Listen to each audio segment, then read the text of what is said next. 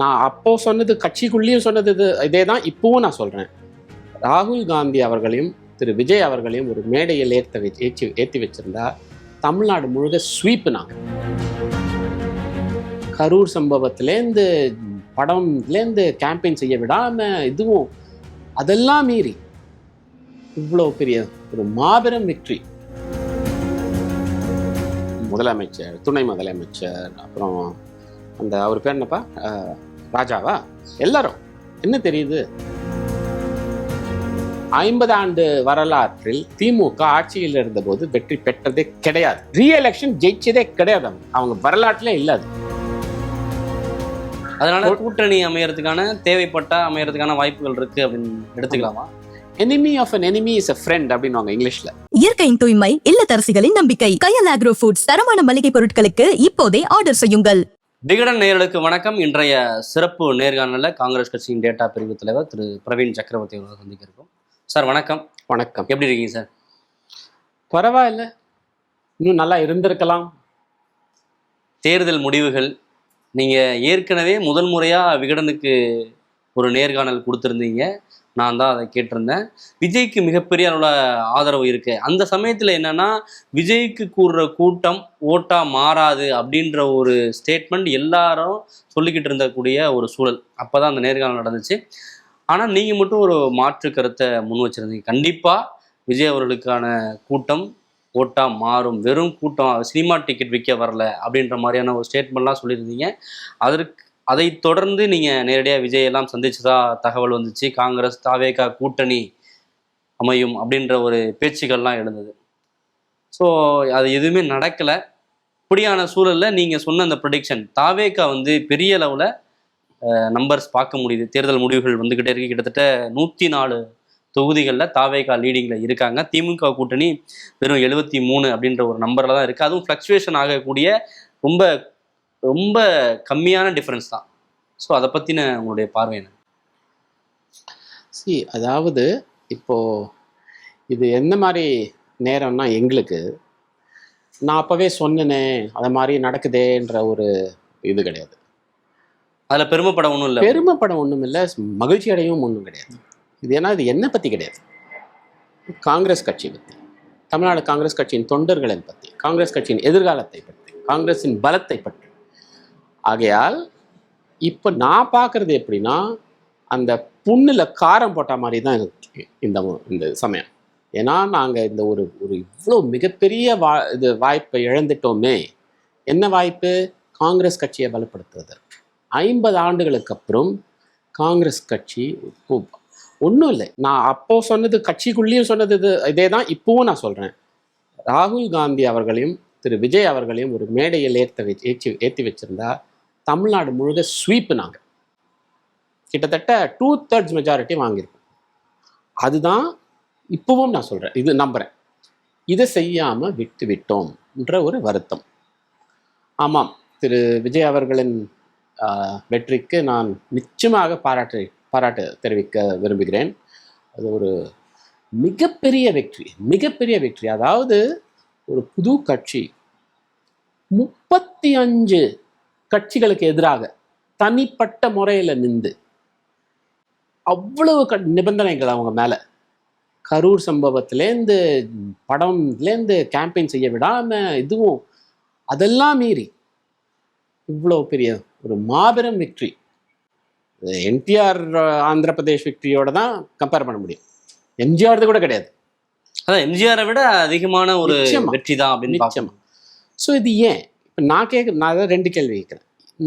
எனக்கு நல்லா ஞாபகம் இருக்கு, ஆகஸ்டோ செப்டம்பர் மாதத்தில் நான் உங்களுக்கு இது சொன்னேன்.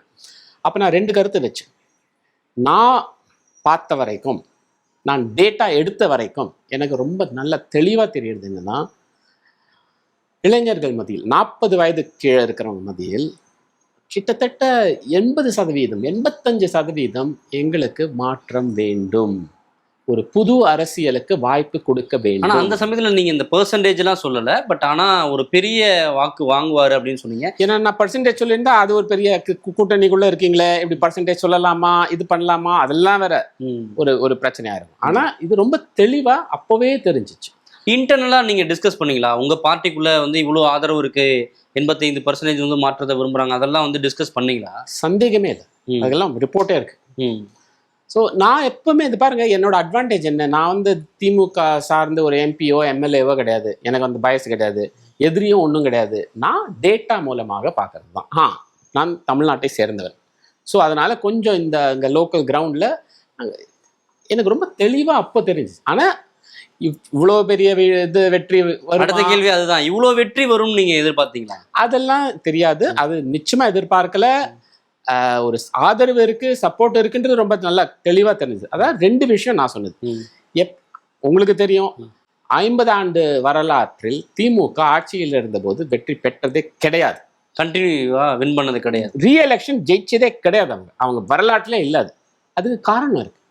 அவங்க எப்போ ஆட்சிக்கு வந்தாலும் கிட்டத்தட்ட ஒரு 10, 12, 15% வாக்குகள் அப்படியே மாறிடும் டப்புன்னு அடுத்த தேர்தலுக்கு. அது ஒன்று. 2வது, இது ஒரு புது அரசியலுக்கு ஒரு புதுசாக ஒருத்தர் வந்திருக்காரு, ஒரு பெரிய ஒரு புத்துணர்ச்சியும் இதுவும் இளைஞர்கள் மத்தியில். எனக்கு என்ன அனுபவம்னா, நான் பஞ்சாப் 2022 நான் இதே தான் பார்த்தேன். ஆம் ஆத்மி பார்ட்டி மூலம் காங்கிரஸ் அக்காலி, காங்கிரஸ் அக்காலி, காங்கிரஸ் அக்காலி அப்படின்னு 50 வருஷமா ஓடிச்சு. 2022 நான் டேட்டா எடுத்த போது இதே தான் நான் பார்த்தேன். கிட்டத்தட்ட அதே தான் எனக்கு வந்துச்சு. 50% மக்கள் யார் திமுக கூட்டணிக்கு ஓட்டு போட்டாங்களோ அவங்க வந்து மாற்றம் வேணும்னு அவங்களே சொல்றாங்க. இதெல்லாம் பார்த்தது தான் அப்படி எனக்கு ரொம்ப தெளிவாக தெரிஞ்சிச்சு. ஐயோ, நிச்சயமா மாற்றம் வரும் அப்படின்னு. எவ்வளோ தூரத்துக்கு வரும், எவ்வளோ சீட்டு, அதெல்லாம் எனக்கு தெரியல. ராகுல் காந்தி அதுல கன்வின்ஸ்ட் ஆனாரா? நீங்க சொன்ன ஒரு ஸ்டேட்மெண்ட்ல, நீங்க சொன்ன ஒரு டேட்டால வந்து அவர் கன்வின்ஸ் ஆனாரா? இது பாருங்க, திரு ராகுல் காந்தி அவர்களின் மீது, அவர் வந்து காங்கிரஸ் கட்சியின் தலைவர். அவரோட முதல் நோக்கம் காங்கிரஸ் கட்சியை பலப்படுத்துவது. சொந்த இது என்ன போஸ்டோ ஒரு இது பவரோ அதுக்கெல்லாம் அவருக்கு இல்லை. காங்கிரஸ் கட்சியை எப்படி பலப்படுத்தணும். ஸோ காங்கிரஸ் கட்சியை பலப்படுத்துவதற்காக யாராவது ஏதாவது வந்து ஒரு ஐடியா எடுத்துகிட்டு வந்தால் நிச்சயமாக கவனம் செலுத்தி அதை கேட்பார். அது செஞ்சார். 2வது, நான் மட்டும் நிறைய பேர் டேட்டா எடுத்து கொடுத்தாங்க.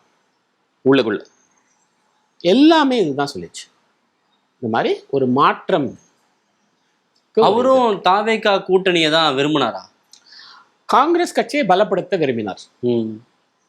இல்லை, இந்த சூழலில் கூட நீங்கள் சொல்லலாம். ஏன்னா தனிப்பட்ட வகையில் நீங்கள் விஜய் அவரோட சந்திச்சது, அந்த சந்திப்பின் போது நடந்ததை வந்து அந்த காலகட்டத்தில் நீங்கள் வெளிப்படையாக சொல்லலை, சந்திச்சது உண்மை அப்படின்ற ஒரு தகவலை மட்டும் தான் விகடன் நேர்காணலுக்கு கூட நீங்கள் சொல்லியிருந்தீங்க.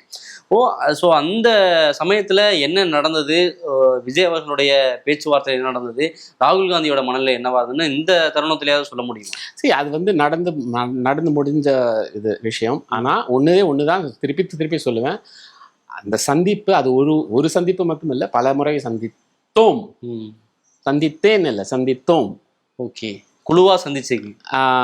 அதாவது ராகுல் காந்தி அவர்களே சந்திச்சது அவர் இல்லை, கட்சியின் மூத்த நிர்வாகிகள். நீங்க சொல்ற மீட்டிங், அந்த மீட்டிங்லேயே ஒருத்தர் கலந்து கொண்டார் வீடியோ மூலமாக. ஓகே, ஒரு பேர் உங்க எல்லாருக்குமே தெரிஞ்ச பேர் தான் அதுவும். ஸோ இது வந்து அதனால நாங்களும் முயற்சி எடுத்தோம். அவங்க சைட்லேயும் ஒரு நிச்சயமாக ஒரு விருப்பம் இருந்தது ஒரு கூட்டணிக்காக. ஏன்? கொள்கை, மதசார்பற்ற அரசியல், அந்த கொள்கை, அந்த கொள்கை அரசியல் ஒரு நேச்சுரல் அலைஸ் அப்படின்னுவாங்க ஆங்கிலத்தில், அந்த மாதிரி நாங்கள் பார்த்தோம். ஸோ இப்போ காங்கிரஸ் கட்சி ரெக்ரெட் பண்ணதா? சரி, நிச்சயமாக அது ஒரு வாய்ப்பு, ஒரு பெரிய வாய்ப்பை இழந்து விட்டோம்ன்றத ஒரு இது இருக்குது. எனக்கு வர ஃபோன்லேயே நான் சொல்கிறேன், எல்லா இடத்துலேருந்தும், டெல்லியிலேருந்து, எல்லா மாநிலத்திலேருந்தும் ஒரு பெரிய தலைவர்கள்லாம் ஃபோன் பண்ணிட்டாங்க எனக்கு. ராகுல் காந்தி பேசினாரா? கட்சிக்காரங்க, அதெல்லாம் நான் சொல்ல விரும்பலை. டச்சில் இருக்கேன், அது இன்னைக்கு அது மட்டும் சொல்கிறேன். ஸோ ஆமாம், ஏன்னா இது வந்து இட்ஸ் திமுக பற்றி கிடையாது, காங்கிரஸை பலப்படுத்தணும், அவ்வளோதான். என்ன கேள்வினா, முதலமைச்சர், துணை முதலமைச்சர், அப்படியே மந்திரிகள் எல்லாம் எல்லாருமே பின்னடைவு சந்திக்கிறாங்க. இதை யாருமே எதிர்பார்க்காத ஒரு சூழலா இருக்கு. ஏன்னா சென்னை முழுக்க வந்து டிவிக்கோட ஆதிக்கத்தை பார்க்க முடியுது. வேட்பாளர்கள் பேர் தெரியாத பல தொகுதிகளில் வந்து தாவேகா வந்து பெரிய அளவு வாக்கு வித்தியாசத்துல வெற்றி பெற்றிருக்கதையும் பார்க்க முடியுது. என்னோட கேள்வி, நீங்க ஊடகங்கள்லாம் ஏன் பார்க்கல? இவ்வளோ பெரிய ஆளே எப்படி மிஸ் பண்ணீங்க? நீங்கள் தானே ஊடகங்கன்ற, நீங்கள் தானே ரிப்போர்ட்டர்ன்றீங்க, நீங்கள் தானே அரசியலை பற்றி எப்போ டெய்லி ஒரு இது ஏதாவது டிபேட் ஏதாவது வச்சுட்டு இருக்கீங்க, ஏன் அது எப்படி மிஸ் பண்ணீங்க? இப்படிப்பட்ட இவ்வளோ பெரிய ஆலையை எப்படி மிஸ் பண்ணீங்க? முதலமைச்சர் தோப்பாருன்னு கேட்டால் மகளிர் இது கொடுத்துட்டோம். இது அப்போ கூட நான் ஒரு ஒரு எச்சரிக்கை விட்டேன், மூட நம்பிக்கை அப்படின்னு நான் ஒரு ட்வீட் போட்டுட்டு இருந்தேன், ஞாபகம் இருக்கா? தமிழகம் பின்தங்கி இருக்குன்னு பொருளாதாரத்துல போட்டிருந்தீங்க. அதுவும் சரி, இந்த மகளிர் தொகை கொடுத்ததுக்கு அப்புறம் யாரோ ஒருத்தர் சொன்ன இதன் மூலமா மட்டும் வெற்றி பெற்றுவோம்ன்றது நம்புவது மூட நம்பிக்கை அப்படின்னு நான் போனேன். அப்போ கூட நான் எதுக்கு சொல்றேன், வெளிப்படையா ரொம்ப சொல்ல முடியாது, பட் இது ரொம்ப தெளிவா தெரியல. இது விஜய் மேல வச்சிருக்க ஒரு நம்பிக்கை, மாற்றத்தை விரும்புறாங்க அப்படின்னு எடுத்துக்கணுமா, இல்ல வந்து இரண்டு கட்சிகள் மீது இருக்கக்கூடிய அதிருப்தி அந்த அளவுக்கு இருக்கு அப்படின்னு எடுத்துக்கணுமா? ரெண்டும். ஆனா ரெண்டு கட்சி மேல இருக்கிற அதிருப்தி மிகவும் அதிகம். அதாவது ஒரு உச்சத்துல இருக்கு அந்த ஒரு அதிருப்தி. இதுதான் நான் பஞ்சாப்ல பார்த்தேன் 2022. ஸோ அதனால தான் இப்போ 40 வயசு கீழே எல்லாரும் என்ன சொல்றாங்க, அப்போ அவங்களுக்கு வந்து ஜாதி கிடையாது, தொகுதி பார்க்கல, கொள்கை பார்க்கல, அதெல்லாம் எதுவும் பார்க்கல. மாற்றம் வேணும், இன்னொருத்தருக்கு வாய்ப்பு கொடுத்துட்டு பார்ப்போம். ஒருத்தர் வந்திருக்காரு, ஏன் வாய்ப்பு கொடுக்கக்கூடாது? மாற்றம் வேண்டும். ரெண்டு பேரையும் பார்த்துட்டோம், புதுசா ஒருத்தர் ட்ரை பண்ணலாமே அப்படின்ற ஒரு குரல்களை வந்து கேட்க முடிஞ்சுது. ஸோ இப்போ நீங்க சொன்னீங்க ஒரு காங்கிரஸ் கட்சியுடைய நலன் சார்ந்து காங்கிரஸ் கட்சி பக்கத்துல இருந்து நீங்க சொல்றீங்க வாய்ப்பை மிஸ் பண்ணிட்டோன்னு. இந்த தாவேகா பக்கத்துல இருந்து பார்த்தா ஓகே, தனியா நின்று நம்மளுடைய ஓட்டை வந்து டிசைட் பண்ணிட்டோம், இவ்வளோ வெற்றி இருக்கு அப்படிங்கிறத கண்கூடா விஜய் அவர்கள் பார்த்துட்டாரு, தாவேகா பார்த்துருக்கு. ஸோ ஒருவேளை காங்கிரஸ் கட்சியோ இல்லை மற்ற கட்சிகளோ அவங்களோட கூட்டணியில இருந்திருந்தா இந்த ஃபேக்டர் அவங்களால ரியலைஸ் பண்ணியிருக்க முடியாம கூட போயிருக்கலாம் இல்லையா? அந்த ஃப்ரெஷ் ஃபேஸ் கூட கிடைச்சிருக்காது, ஒரு புது முகம் அப்படின்ற ஒரு ஃபேஸ் கிடைக்காம கூட போயிருந்திருக்கலாம் தாவேகா. நிச்சயமா அது நிச்சயமா இருந்திருக்கலாம். அதான் சொல்றேன், இது வந்து ஒரு NT ராமராவ் ஆந்திர பிரதேஷ்ல நடந்த மாதிரி. ஏன்னா இப்போ இதனோட விளைவு என்னன்னா, நிச்சயமாக உறுதியா ஒன்று சொல்லலாம், அடுத்த 30-40 வருஷத்து தமிழ்நாட்டு அரசியலில் திரு விஜய் அவர்கள் ஒரு சக்தியா இருப்பார். நீங்க முக்கியமான ஒரு விஷயம் சொல்லியிருந்தீங்க, 2026 தேர்தலுக்கு பிறகு அதிமுக ஒரு பெரிய சக்தியா இருக்காது அப்படின்னும் விகடன் நேர்காணல சொல்லியிருந்தீங்க. பட் ஆனா நீங்க சொன்ன மாதிரி இல்லை, ஓரளவு நீங்க திமுகவுக்கு நெருக்கமான வாக்குகளை வாங்கியிருக்காங்க. இண்டிவிஜுவல் பார்ட்டியா பார்த்தா திமுகவோட அதிமுக அதிக சீட்டுகள் இருக்கிறத பார்க்க முடியுது, இப்போதைய நிலவரப்படி நான் சொல்றேன். ஸோ அதை பத்தின உங்க கருத்து என்ன? அதிமுகவை ஓரளவு நீங்க வந்து குறைச்சி மதிப்பிட்டீங்களோ? அதிமுக நான் எதிர்பார்த்தது, அதிமுகவோட நிச்சயமா ஏன்னா அவங்க இப்போ இருக்கிற அதிமுகவும் அந்த செல்வி ஜெயலலிதா மேடம் இருந்த அதிமுகவும் எம்ஜிஆர் இருந்த அதிமுகவும் விட மிக. ஆனால் இந்த தேர்தலுக்கு அப்புறம் என்ன தெரியுதுன்னா, அந்தந்த சில பாக்கெட்ல டெல்டாவாக இருக்கலாம், இல்லை சில பாக்கெட்ல அதிமுகவோட பலம் இன்னும் இருக்கு. ஆனால் ஒன்று எனக்கு அது வந்து வெறும் அதிமுகவோட பலமா, இல்லை அதுவும் ஒரு கூட்டணி பாமக பாஜக அதெல்லாம் எடுத்து பார்த்தா தான் தெரியும். அதிமுகவோட சொந்த தனியா நின்னாதான் அதை கண்டுபிடிக்க முடியும். அவங்களோட தனி பலம் எவ்வளோ இன்னும் கூட தெரியாது. என்னை பொறுத்த வரைக்கும் என்னோட இது கணிதல் எப்படின்னா, அவங்க வந்து தனி பலம் அவங்க இன்னும் தமிழ்நாட்டில் மூணாவது தான், நிச்சயமா மூணாவது. ஓகே, திமுக 2வது தான் அப்படின்னு சொல்றீங்களா? ஓகே, இப்போ அதிமுகவோட ஃபியூச்சர் இப்போ கூட்டணி அப்படிங்கிற அடிப்படையில் பார்த்தா இப்போதான் அவங்க 2ஆம் இடத்துல தான் இருக்காங்கன்னு நினைக்கிறாரு. திமுகவும் அதிமுகவும் மாறி மாறி வந்துகிட்டு. அது கூட்டணியா சொல்றீங்க? கூட்டணியா சொல்றேன் நான். ஸோ இப்போ விஜய் இப்போதைக்கு பார்த்தோன்னா 107 தொகுதிகள் வந்து தாவேகா வந்து முன்னில் இருக்கு. இன்னும் அந்த மேஜிக் நம்பர் 118 அப்படிங்கிறது கிடைக்கல. என்ன நடக்கும்? நீங்க உங்களுடைய ப்ரெடிக்ஷன் என்னவா இருக்கு? என்னால் ப்ரெடிக்ஷன்லாம் செய்ய முடியாதுல்ல. அதான் இது வந்து ஒரு பெரிய அலை. மக்களோட தீர்ப்பு ரொம்ப தெளிவாக இருக்குது. அதாவது எங்களுக்கு மாற்றம் வேண்டும். இந்த தீர்ப்பு வந்து மாற்றத்துக்கான தீர்ப்பு. ஸோ அதை வச்சு இப்போ எனக்கு தெரியாது, இன்னொரு 3 மணி நேரம் இருக்குது, என்ன வேணால் நடக்கலாம் கடைசி ரவுண்டில். ஸோ அவங்க மெஜாரிட்டி கிடைக்குமா கிடைக்காதா அப்படின்றதும் அதுவும் தெரியாது. மெஜாரிட்டி கூட சான்ஸ் இருக்கு, நிச்சயமா இருக்கு, அதுல சந்தேகமே கிடையாது. ஏன்னா தாவேகா லீடிங்ல இருக்கக்கூடிய தொகுதிகள்லாம் வந்து பார்த்தோம்னா டிஃபரன்ஸ் அதிகமா இருக்கு. டிஎம்கேவோ ஏடிஎம்கேவோ லீடிங்ல இருக்கக்கூடிய தொகுதிகள் வந்து டிஃபரன்ஸ் ரொம்ப ரொம்ப கம்மியா இருக்கு. எப்ப வேணாலும் சேஞ்ச் ஆகலான்ற மாதிரியான ஒரு சிச்சுவேஷன் இருக்கு. நான் சேப்பாக்கே பார்த்துட்டு இருந்தேன். அங்க காங்கிரஸ் கட்சியிலேருந்து போய் டி செல்வம் அவர்கள் போட்டியிடுறார். அவர் கிட்டத்தட்ட தோக்கடிச்சிடுவார் மாதிரி தான் இருக்குது துணை முதலமைச்சரையே. ஸோ அதனால இது வந்து எப்படி வேணா போகலாம். ஏன்னா நீங்கள் இப்போ சொல்றீங்க, அதை பார்த்துட்டு திமுக 2வது இதோ 3வதோன்னு தெரியாது, என்ன வேணா நடக்கலாம். ஸோ தனியாக மெஜாரிட்டி வந்தாலும் வரலாம். ஸோ அதனால நீங்கள் வந்து பொலிட்டிக்கல் கூட்டணி வேற, கொள்கை கூட்டணி வேற. ஆட்சி அமைக்கிறதுக்கு சப்போர்ட் இருக்குமா வேண்டுமா அதெல்லாம் நாங்கள் எங்கள் தலைமை பேசி முடிவெடுப்பாங்க, அதெல்லாம் வேற விஷயம். ஒருவேளை இதுக்கு பிறகு தாவேகாவுக்கு காங்கிரஸுடைய ஆதரவு தேவைப்பட்டா கூட அதற்கான சான்சஸ், கூட்டணி அமைக்கிறதுக்கான சான்சஸ் இருக்கும்னு நினைக்கிறீங்களா? அவங்க ரொம்ப தெளிவா இந்த தேர்தலில் நிரூபிச்சிருக்காங்க. அதாவது அவங்க வந்து மதசார்பற்ற அரசியல் கட்டுப்பிடிப்பாங்க, திராவிட அரசியல், பாஜகவுக்கு எதிர்த்து அரசியல் செய்வோம். பாஜக தான் கொள்கை எதிரி, திமுக பொலிட்டிக்கல் எதிரின்னு அவர் சொல்லியிருக்காரு. ஸோ அந்த கொள்கை தானே எங்களுக்கும். அதனால கூட்டணி தேவைப்பட்டா அமையறதுக்கான வாய்ப்புகள் இருக்கு அப்படின்னு எடுத்துக்கலாமா? Enemy of an enemy is a friend அப்படின்வாங்க இங்கிலீஷ்ல. ஸோ அவங்களுக்கு வந்து கொள்கை எதிரி பாஜக, எனக்கும் கொள்கை எதிரி பாஜகன்னா அப்போ எனக்கும் உனக்கும் ஒரு நட்பு இருக்கலாம். ஏன்னா இப்போ தேர்தல் முடிவுகளுக்கு முன்னாடி கூட கிறிஸ் சோடங்கர் பேசும்போது நாங்கள் வந்து நடுநிலையாக இருக்க போகிறது கிடையாது அப்படின்ற ஒரு ஸ்டேட்மெண்ட்டை சொல்லியிருந்தாரு. அதாவது ஆட்சி அதிகாரத்தில் பங்கு கேட்போம் அப்படின்ற மாதிரியான கூட்டணி ஆட்சி அப்படின்னு ஒன்று வந்தா அப்படியான ஒரு சுச்சுவேஷன்ல தான் அவர் சொல்லியிருந்தாரு.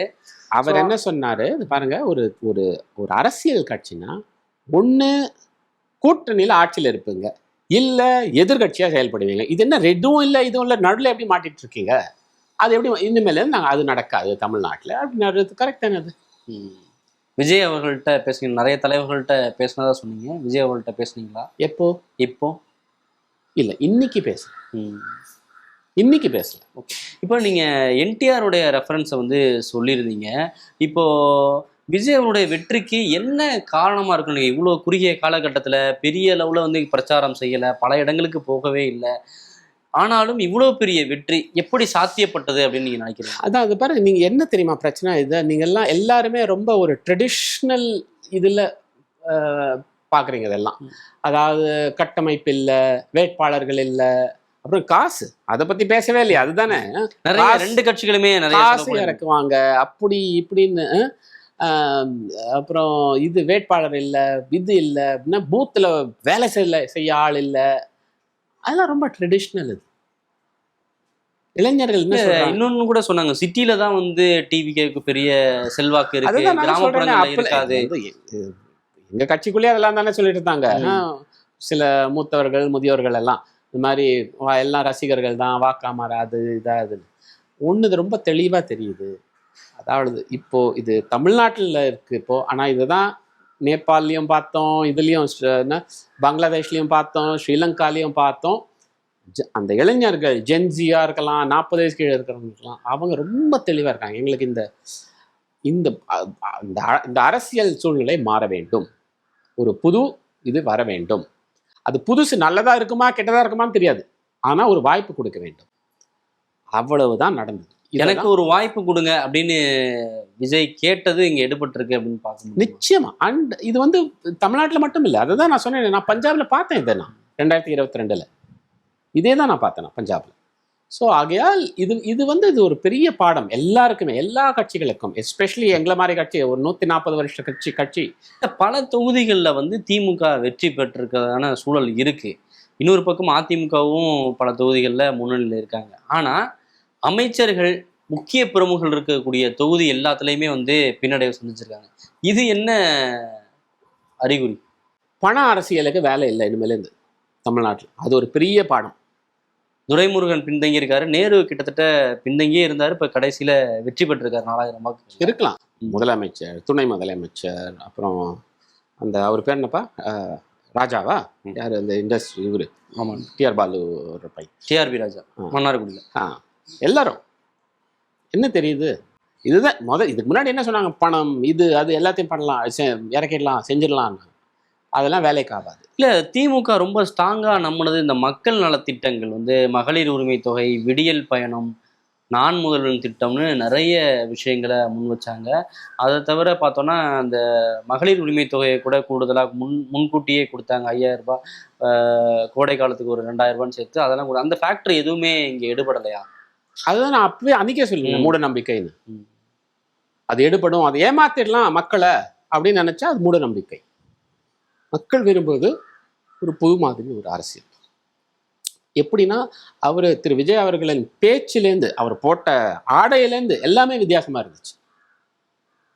அதுதான் விரும்புறாங்க மக்கள். புதுமையை விரும்புறாங்க, ஒரு புதுமையை விரும்புறாங்க.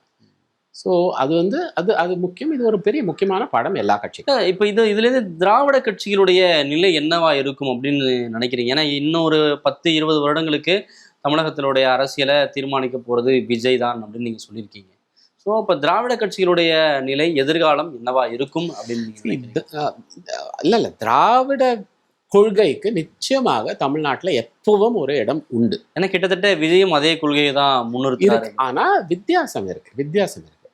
அதாவது இது முதல்ல அந்த ஹிந்தி மொழி திணிப்புலேருந்து ஆரம்பிச்ச அந்த திராவிட கொள்கை இது மூவ்மெண்ட்டு இப்போ இருக்கிற மக்கள், சோஷியல் மீடியா மக்கள், இன்ஸ்டாகிராம் மக்கள், அவங்க வந்து அவங்களுக்கு வந்து ஹிந்தி இன்ஸ்டாகிராமையும் பார்க்க விரும்புகிறாங்கப்பா. ஏன் அவங்க கிட்ட போய் ஹிந்தி கற்றுக்காதீங்கன்றீங்க? ஸோ இந்த மாதிரி ஒரு கேள்வி அதை தான் சொல்கிறேன். இதெல்லாம் கொஞ்சம் அப்டேட் பண்ணிக்கணும். நம்ம இந்த கொள்கையெல்லாம் அப்டேட் பண்ணிக்கணும். அதை அப்டேட் பண்ணித்தான் அவர் செயல்படுறார் திரு விஜய் அவர். ஆகையால் இது நிச்சயமாக நான் திராவிட கொள்கைக்கு இடமே இல்லைன்னு நான் சொல்லலை. ஆனால் அதை அப்டேட் பண்ணணும், அவ்வளோதான் நான் சொல்கிறேன். திராவிட கட்சிகள் அப்டேட் பண்ணிக்காம இருக்காங்க அப்படின்றது இதுல இருந்து புரிஞ்சுக்கணும். காங்கிரஸ் கட்சி கூட நான் வெறும் அவங்க திராவிட கட்சி மட்டும் சொல்ல. இல்லை, அவங்களும் சோஷியல் மீடியாவில் இருக்காங்க, கேம்பெயின் பண்றாங்க, பாடல்கள் வெளியிடுறாங்க, என்னென்னமோ ட்ரை பண்றாங்க. அப்டேஷன்னா நீங்க என்ன சொல்ல விரும்புறீங்க? கொள்கை நான் அதான் சொன்னேன். எப்படி பேசுறாங்க, என்ன பேசுறாங்க, அணுகுமுறையை மாற்றணுன்றீங்களா? என்ன பேசுறாங்க, திருப்பி இதே அது என்ன திணிப்பு, இல்லை என்ன டெல்லியோட சண்டை. இல்லை, காங்கிரஸ் கட்சி அதுதானே சொல்லுது. பிஜேபியோடைய அந்த அடக்குமுறைகளை காங்கிரஸ் கட்சியும் அதை தொடர்ந்து அதை தானே பேசிக்கிட்டு இருக்கு. என்ன நாங்கள் டெல்லியோட சண்டை போட்ட அரசியல் செய்யறது. ஏதாவது நாங்கள் சொல்றது வந்து எங்களோட கருத்து வேறுபாடு பிஜேபியோட சிம்பிள். மதத்தை ஒற்றி நாங்கள் மதசார்பற்ற அரசியல், அவங்க மதவாரி அரசியல். அது ஃபண்டமெண்டல். அதில் இதே கிடையாது. இங்கே தமிழ்நாட்டில் வேற நீங்கள் கொஞ்சம் இன்னும் எல்லாத்தையும் ஆட் பண்ணிக்கிறீங்க. அதெல்லாம் இன்னும் செல்லுமா அப்படின்னு கேட்கணும். மூணாவது, பொருளாதாரத்தை பொறுத்தவரைக்கும் ஸ்கீம் எல்லாம் கொடுக்கலாம். ஆனால் மக்கள் வந்து ஸ்கீம் கொடுங்க, ஆனால் நான் உங்களுக்கு அடிமையாக, நீங்கள் ஸ்கீமை கொடுக்குற எவ்வளோக்கு எவ்வளோ கொடுக்குறீங்களோ அவ்வளோக்கு அவ்வளோ என்ன அடிமையாக ஒரு அடிமையாக என்னை இது பண்ண வைக்கிறீங்க. தேவையில்லை. எனக்கு இந்த சொந்த பலத்தில் நானே சம்பாதிக்கிற மாதிரி ஒரு வாய்ப்பு ஏற்படுத்தி கொடுங்க. அதுதான் வித்தியாசம். அதுக்கு அது அப்டேட் பண்ணணும். அதுக்கு எங்கே அப்டேஷனும் இல்லையே. திருப்பி நான் இந்த தொகை தரேன், அந்த தொகை தரேன், இது ஃப்ரீயாக கொடுக்குறேன், அது ஃப்ரீயாக கொடுக்குறேன், கொடுங்க. ஆனால் மக்கள் என்ன சொல்கிறாங்க, நாங்கள் சொந்த காலில் நிற்கிறோம். வேலை வாய்ப்பு, சொந்த காலில் நிற்கிறோம். வேலை வாய்ப்பாக இருக்கலாம், ஒரு பிஸ்னஸ் ஆரம்பிக்கிறதாவா இருக்கலாம், என்ன வேணா இருக்கலாம், வெளிநாட்டுக்கு போகிறதாகவும் இருக்கலாம், என்ன வேணா இருக்கலாம். சொந்த காலில் நிற்கிறதுக்காக எங்களுக்கு இது பண்ணி கொடுங்க, அதானே கேட்குறாங்க. அந்த அப்டேஷன் இல்லை. இதெல்லாம் தான் நான் சொல்கிறேன். இதெல்லாம் விஜய் அவர்கள் செய்வார் அப்படின்ற ஒரு நம்பிக்கை மக்கள் மனசுல ஏற்பட்டிருக்கு அப்படின்னு நினைக்கிறீங்களா? அதாவது ஒரு வாய்ப்பு கொடுத்து பார்க்கலாமேன்னு இருக்காங்க. செய்வாரா மாட்டாரா அது வெயிட் பண்ணி. நீங்க முன்னாடியே சொன்ன ஒரு விஷயம், விஜய்க்கு ஆதரவு அதிக அளவுல இருக்கு அப்படிங்கிறத தாண்டி இந்த முறை கூட்டணி ஆட்சிக்கான வாய்ப்புகள் இருக்குன்றத வந்து காங்கிரஸ் கட்சியும் சரி, மற்ற சில கட்சிகளும் சரி அதை முன்னிறுத்திக்கிட்டே இருந்தாங்க. ஸோ இப்போதைய ட்ரெண்ட் அதை நோக்கி போற மாதிரி இருக்கு. அதை பத்தின உங்களுடைய கருத்து என்ன? அதுவும் கரெக்டாக தானே வருது. ஏன்னா இப்போ என்னன்னா ஒரு குழப்பம், ஒரு புது அரசியல் வேணும், இந்த ஆட்சி வேண்டாம், ஆனால் அதிமுகன்ற ஒரு இது இருக்கு, ஆப்ஷன் இருக்கு, அங்கே போகலாமா. ஸோ இதனால தான் இந்த ஒரு சின்ன குழப்பத்தினால தான் ஒரு ஃபுல் மெஜாரிட்டி இன்னும் வரல. ஆனால் என்னை பொறுத்த வரைக்கும் என்ன வேணால் ஆகலாம், அவங்களுக்கு இன்னும் மெஜாரிட்டி வரலாம். ரெண்டாவது, நீங்கள் ஒன்று புரிஞ்சுக்கணும், இதுதான் முதல் முறை கிட்டத்தட்ட கடந்த 50-60 ஆண்டு கால வரலாற்றில் ஒரு கட்சி 36 கட்சிக்கு எதிர நின்று மெஜாரிட்டி கிட்ட வந்திருக்காங்க. 36 கட்சி, 2 கட்சி கிடையாது, 2 கூட்டணி, கிட்டத்தட்ட 35 கட்சிகளை தனித்து நின்று எதிர்த்து. எப்போ கடைசியா எப்ப நடந்தது சொல்லுங்க, எப்ப நடந்தது? மெஜாரிட்டி கிட்ட வந்தது. ஸோ நீங்கள் வந்து இது தொங்கு அசம்பிளியா அப்படின்னு கேட்குறீங்க நீங்கள். இல்லை, ஒரு கட்சிக்கு இவ்வளவு ஆதரவு, 35 கட்சிக்கு எதிர். இதுவே மிகப்பெரிய வெற்றி அப்படின்னு தான் பார்க்கணும். காசு, மீடியா எல்லாத்தையும் கண்ட்ரோல் பண்ணி, நம்மளுக்கு தெரியாதா, உங்களுக்கு தெரியாதா மீடியா என்ன கண்ட்ரோல்னு? நானே அனுபவிச்சிருக்கேனே. அதை தாண்டி சோசியல் மீடியா மிகப்பெரிய அளவில் தாவேக்காவுக்கு கை கொடுத்துருக்கு அப்படின்னு நம்புறீங்களா? பெரிய வித்தியாசம் என்னன்னா, அவங்க மற்ற எல்லா கட்சியும் செஞ்ச சோசியல் மீடியா காசு கொடுத்து செஞ்சது. இது ஒன்றும் பெரிய ரகசியமே கிடையாது. எல்லாரும் காசில், அது வந்து காசு கொடுக்காம செஞ்சது. அதனால தான் நான் உங்களுக்கு செப்டம்பர் மாதமே சொன்னேன்னா, இந்த வித்தியாசம் இருக்கு, இது ரொம்ப ஒரு முக்கியமான வித்தியாசம். இதனால தான் நான் இதை நம்புறேன், இதை நம்ப மாட்டேன். இதனா இது காசுக்காக வந்தது சப்போர்ட். நாளைக்கு என்ன எங்கே வேணா போயிடும். ஸோ ஆகையால் ஒரு சோஷியல் மீடியா, பட் அது வந்து உண்மையான அவங்களா வந்து செஞ்ச சப்போர்ட். விஜய்க்கு இந்த அளவுக்கு ஆதரவு இருக்கும் அப்படின்னு நினைக்கல, ஆனால் பெரிய அளவில் ஆதரவு இருக்கும் அப்படின்னு நினைச்சேன். ஏன்னா விஜய் ஆரம்பத்திலிருந்தே ஒரு விஷயத்த சொல்லிட்டு இருந்தாரு, நம்மளை நம்பி நிறைய பேர் வருவாங்க, அவங்களுக்கும் வந்து ஆட்சியில் ஒரு பங்கு தரணும் அப்படின்னு சொல்லிட்டு வெளிப்படையாகவே அறிவிச்சிருந்தாரு. ஸோ ஆனால் யாருமே அவரை நோக்கி போகலை அப்படிங்கிற ஒரு விஷயத்த பார்க்க முடிஞ்சுது. இப்போ காங்கிரஸ் கட்சி மட்டும் இல்லை, விசிகாவிலேருந்து ஆரம்பித்து பல்வேறு கட்சிகள் எல்லாமே வந்து ரெக்ரெட்டில் இருப்பாங்க அப்படின்னு நினைக்கிறேன். ரெக்ரெட் எனக்கு மற்ற கட்சியை பற்றி என்னால் பேச முடியாது. காங்கிரஸ் கட்சியில் ஒரு பிழிவு இருந்தது, அது ஒன்றும் பெரிய பொண்ணும் ரகசியமே கிடையாது. சிலர், அதாவது என்ன பிழிவுனா, எப்படி ஒரு வயதில் பிழிவு.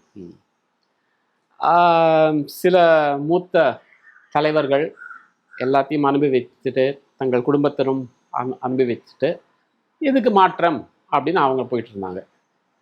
கட்சி தொண்டர்களாம் நாங்கள் எவ்வளோ நாள் தான் வெயிட் பண்ணுவோம், எங்களுக்கும் ஒரு வாய்ப்பு வேணும், இது ஒரு புது வாய்ப்பு ஒன்று வந்திருக்கு, இது இழக்கக்கூடாது அப்படின்ற ஒரு இதில் இருந்தாங்க. ஸோ ஒரு ஏஜ் பிழிவு தான். ஸோ அது வந்து இது எல்லா இடத்துலையும் நடக்குது. இப்போ எல்லா காங்கிரஸ் கட்சியில் இந்த இது பாப்பா, அது என்ன நடந்துச்சு, இனிமேல் அதை பற்றி பேசினே கூடாது. ஓகே சார், பொறுத்திருந்து பார்ப்போம். உங்கள் நேரத்துக்கு நன்றி சார். நன்றி. இயற்கையின் சுவையும் ஆரோக்கியத்தின் நம்பிக்கையும் கயல் ஆக்ரோ ஃபுட்ஸ். செக்கை எண்ணெய் முதல் சிறுதானியங்கள் வரை உங்கள் குடும்பத்திற்கான முழுமையான தேர்வு. மேலும் தகவல்களுக்கு அழையுங்கள் 9384788000.